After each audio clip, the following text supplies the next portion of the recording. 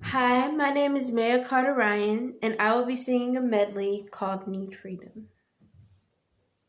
People been talking about it. We won't just stand there in silence. Can't stop the fire from rising up. People, don't be afraid. So many innocent slaves. This is an era for change. Gotta make it better. Oh, something's gotta change. The world needs your voice just to make it through the rain. When I think about what's going on, my sister, my brother, not here with me. Need freedom. The world is dying. No more silence, guns and violence. Oh, we need freedom. The world is dying. No more silence, guns and violence. Oh, need freedom. Mother, there's far too many of you crying. Oh, brother.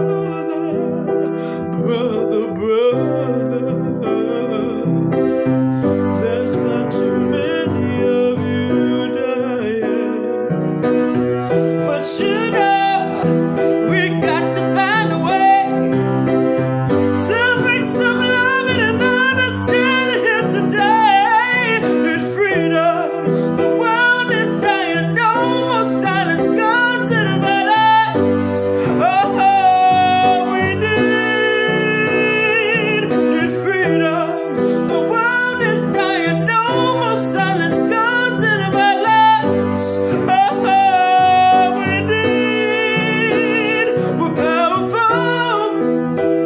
We're powerful. We're powerful.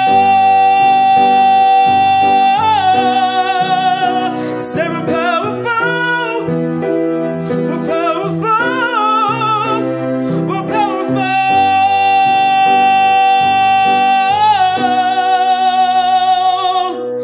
A breath away from victory.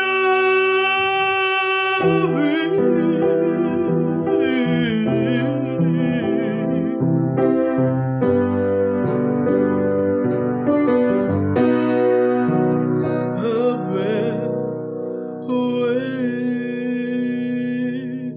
from victory.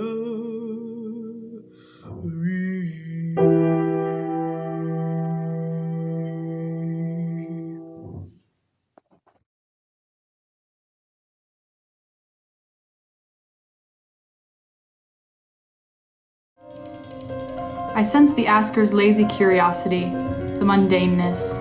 Their disinterest vibrates under the comfort of predictability, a friendly smile.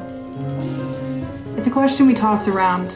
It's number 5 in the top 10 conversation starters handbook. It's an easy question. Please give a 4-digit reply.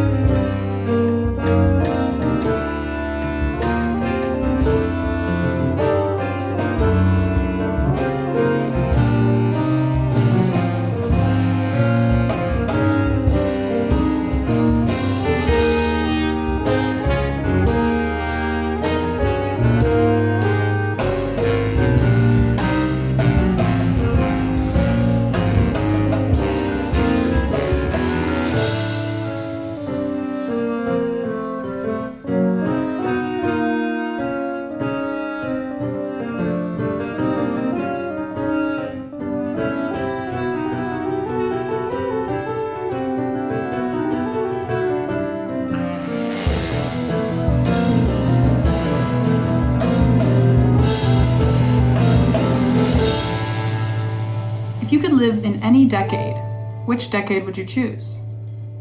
Well, what if I chose the 1920s, embracing the lion's roar, a burst of warmth, a little flame touching the rim of the cigarette perched between my lips. I listen for the scandalous sounds of jazz, find beauty in vulgarity, the sex and the dancing, the friendly clink of my quarter dropping into a jar, and the clink of my glass against another. The cinema's feeding me daydreams, and the radio buzz filling the silences that mimic slow-paced life. Better yet, I could choose the 1950s, that age of young love, teenage rebellion, and rock and roll. Maybe I'd sit and read in my little house on Maple Street, kiss my children goodnight, and admire the white trim on my cookie-cutter porch. On Independence Day, I'd listen for the fireworks, the radio humming America the Beautiful. In my living room, there's a passive understanding of some distant possibility. I could embrace that predictable domesticity, that comfortable living. The 60s perhaps would suffice. I think Woodstock could be fun. Blackbirds singing, reaching for the moon, nighttime phone calls, wrapping the spiral cord around my finger, watching it coil and uncoil and dance on the wall panorams, its shadow dark against the faint glow of outdoor street lights. Neighborhood kids play in the yard until that darkness arrives, and I would listen to their juvenile bliss. I can't help but consider the 70s. Wacky, wild, and free are words I sing. I laugh with the windows down, going 65 on a 35, welcoming the fresh air into my lungs, letting my hands ride the wind like ocean waves, smelling the freedom and the possibility and the ripeness of time, seeing the sun setting and knowing it will rise soon enough. How about the 90s era of grunge, or the 2000s? 2010? Now, I have to stop for a second. And I can't give you a straight answer, so if you'll excuse me, please. See, I could give a simple answer to what seems a simple question. Drawing upon images of our whitewashed history, searing rays of white light streaming in, privilege blinds, and so disturbing are the privilege blind. Recognize the realities of our flawed history, and the conversation starter that prompts opportunities for a type of white American time travel. We must consider the what if, the what about, that crucial pondering, reflection, and reassessment. In the 20s, one can feel vibrations of the Harlem Renaissance. The air is thick with sultry sounds. Music is inhaled and exhaled. Crying has never been more beautiful, and each note rings with the undying passions of melancholy, lust, robust joy. Yet the audience doesn't stick around after the set, choosing to hear instead of listen.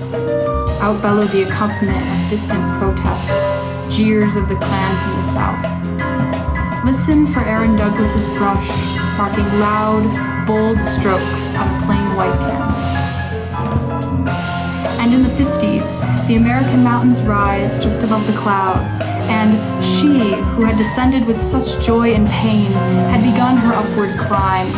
A difficult journey for even the simplest of pleasures, the comfort of a white picket fence, secure seating on a Montgomery bus.